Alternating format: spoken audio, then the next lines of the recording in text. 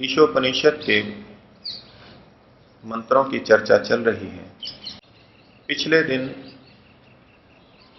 हमने मंत्र 9, 10 और 11 को समझने का प्रयास किया, जिसमें विद्या और अविद्या, ज्ञान और कर्म, सांसारिक भौतिक ज्ञान और आध्यात्मिक ज्ञान सबको साथ में लेकर चलते हुए मृत्यु से बचने, मृत्यु से छुटकारा पाने और अमृतत्व मोक्ष की प्राप्ति का उपदेश दिया गया था। जिस शैली से मंत्र 9, 10 और 11 उल्लेखित हैं, उसी शैली से अगले 3 मंत्र भी वर्णित हैं, जैसा कि हमने उनका उच्चारण किया। पिछले 3 मंत्रों में विद्या और अविद्या की चर्चा थी। यहां इन 3 मंत्रों में संभूति और असंभूति की चर्चा है।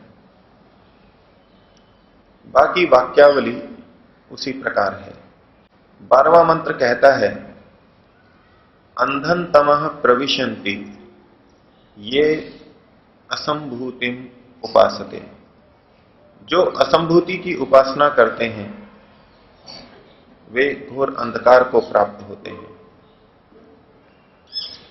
महर्षि दयानंद ने अपने वेद भाष्य में लिखा कि जो ईश्वर को छोड़ करके मात्र असंभूति की उपासना करते हैं वो घोर अंधकार में जाते हैं। दूसरी पंक्ति में कहा, ततो भूय इव ते तमो यउ संभूत्याम रता। जो संभूति में रत हैं, जो संभूति में ही लगे हैं, वे और भी घोर अंधकार को प्राप्त होते हैं। ये असंभूति और संभूति क्या है, इसका तात्पर्य अभी आगे आपके सामने स्पष्ट होगा। दूसरे मंत्र को देखें तो उसमें कहा कि असंभूति की उपासना का फल कुछ अलग है और संभूति की उपासना, संभूति के उपयोग का फल कुछ अलग है। ऐसा हमें उन धीर बुद्धिमान पुरुषों ने बताया है, जिन्होंने इस विषय में अनुभव किया है, जिन्होंने हमारे लिए निश्चित रूप से कुछ सिद्धांत, कुछ निर्णय की बातें बताई हैं। और तीसरे मंत्र में कहा कि जो असंभूति और संभूति दोनों को साथ साथ में जानता है। यहां पर संभूति शब्द तो साक्षात पढ़ा ही है, दूसरा शब्द है विनाश। संभूतिम च विनाशम च यस्तद वेदो भयम सह। संभूति और विनाश, विनाश से यहां पर तात्पर्य है असंभूति। 12वें मंत्र में जो संभूति असंभूति का प्रकरण था,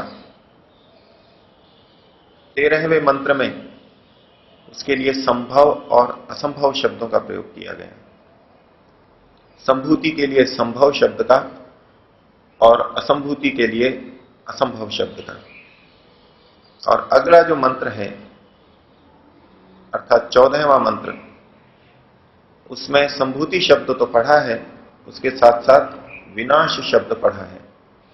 इस विनाश का तात्पर्य, विनाश का संकेत असंभूति शब्द के साथ है।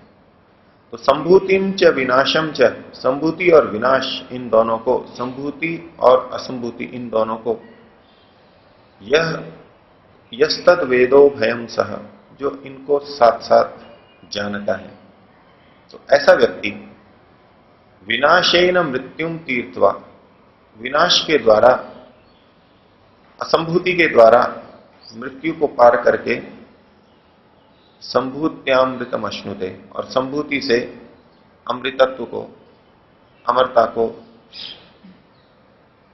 पा लेता है। संभूति और असंभूति शब्द का तात्पर्य देखें। संभूति का अर्थ है जो अच्छी प्रकार से उत्पन्न हुआ है, जिसकी सब अच्छी तरह से सत्ता आ गई है, जिसका कि हम व्यवहार कर पाते हैं।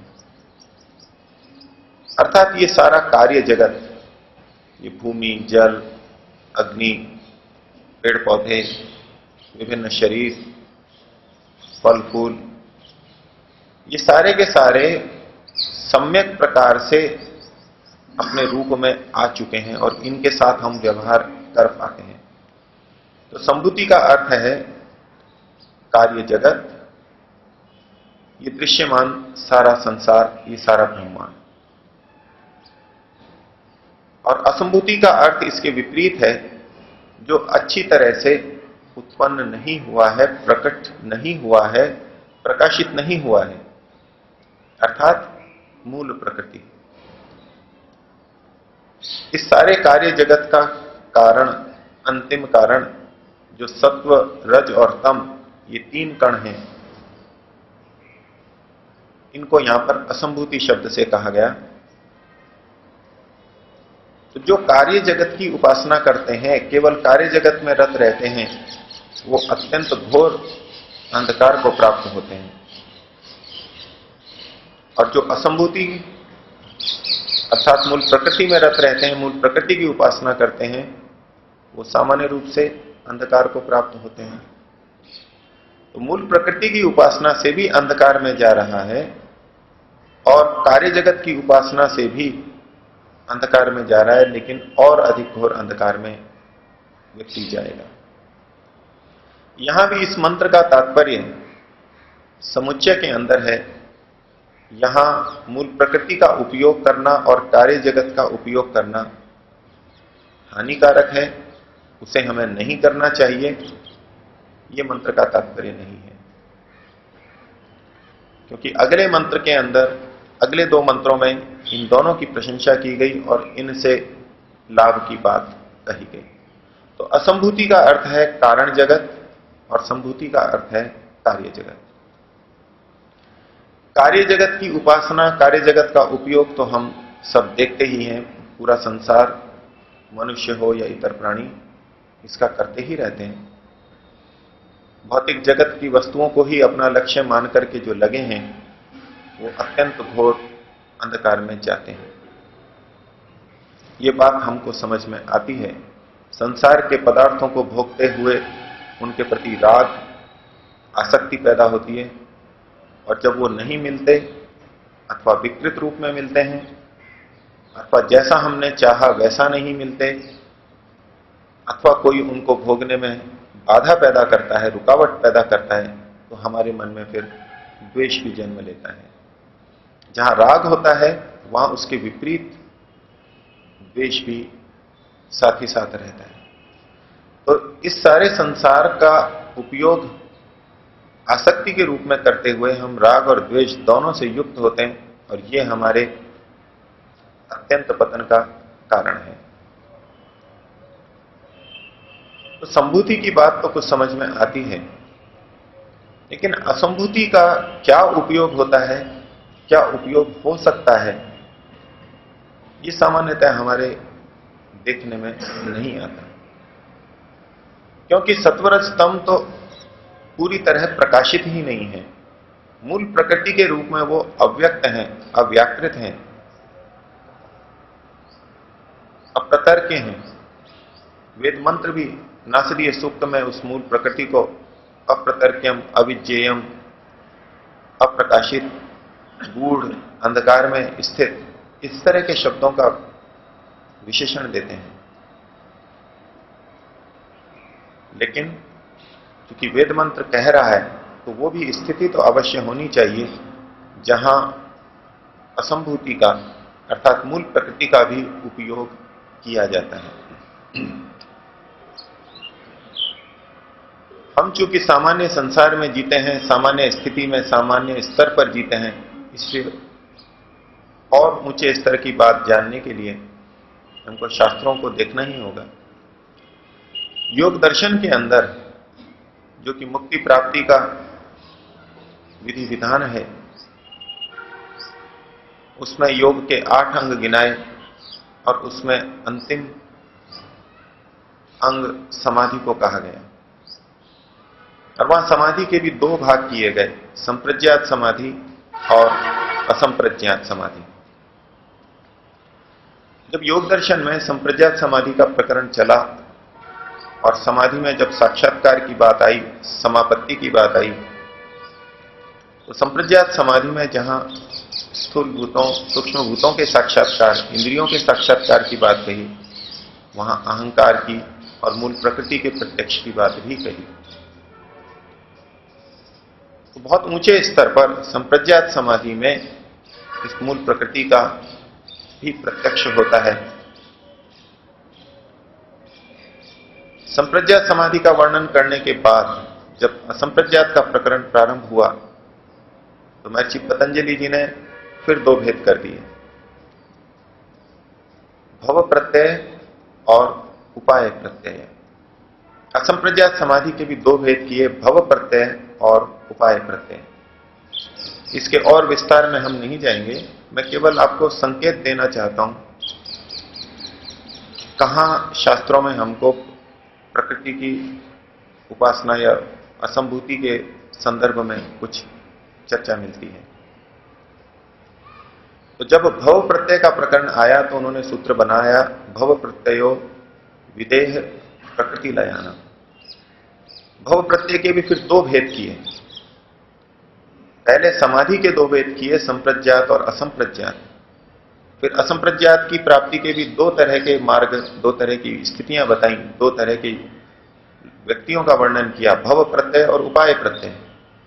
और फिर उपाय प्रत्यय के भी दो भेद किए, विदेह और प्रकृति लय।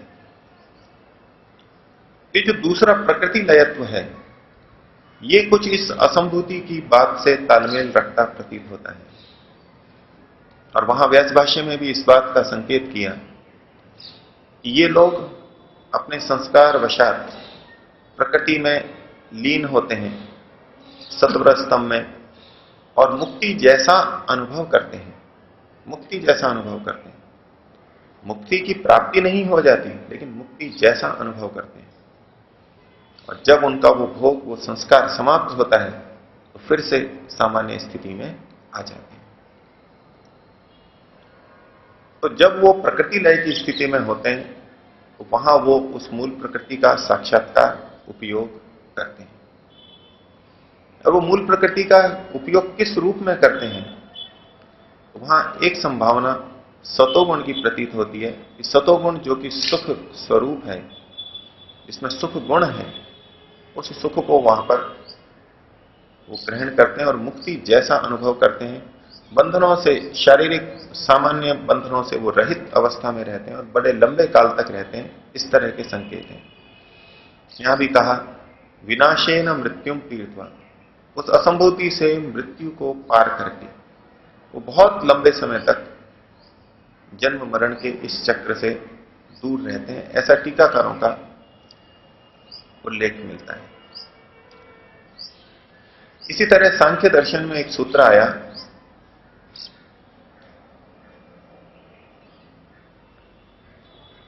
और उसका तात्पर्य है न, यानी नहीं, प्रकृति में लीन होने से कृतकृत्यता नहीं होती। न प्रकृति लयात कृतकृत्यता मग्नवत उत्थानात्। सूत्र कुछ थोड़ा अलग रूप में है,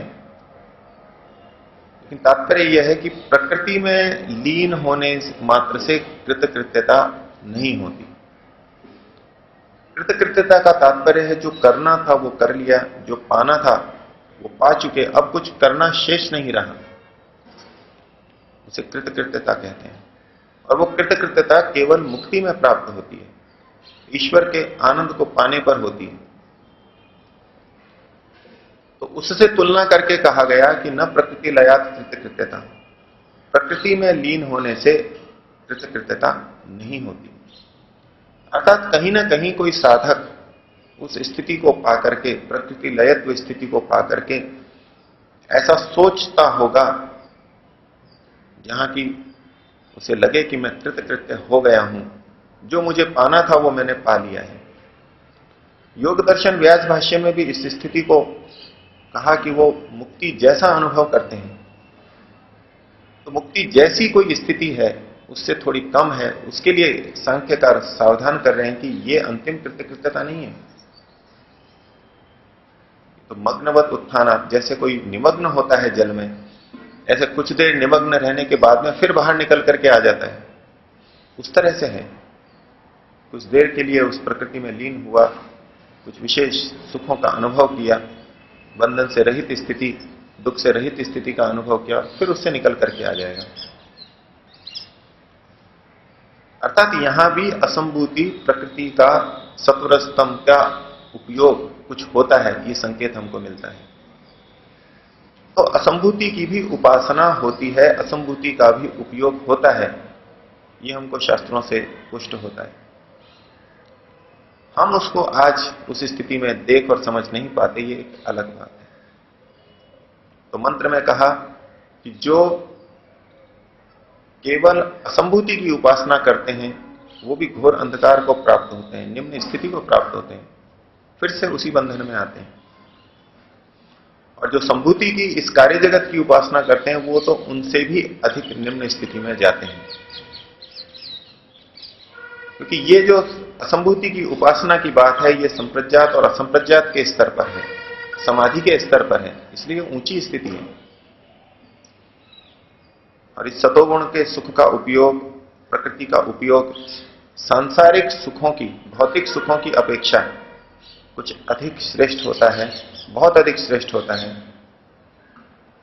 यद्यपि प्रकृति से भी जो हम सुख लेते हैं, कार्य जगत से भी जो सुख लेते हैं, वो भी सतोगुण का ही होता है, लेकिन वो जिस रूप में हमें मिलता है वो अलग स्तर पे होता है, वो शारीरिक और इंद्रियों के स्तर पर भोगा जाता है।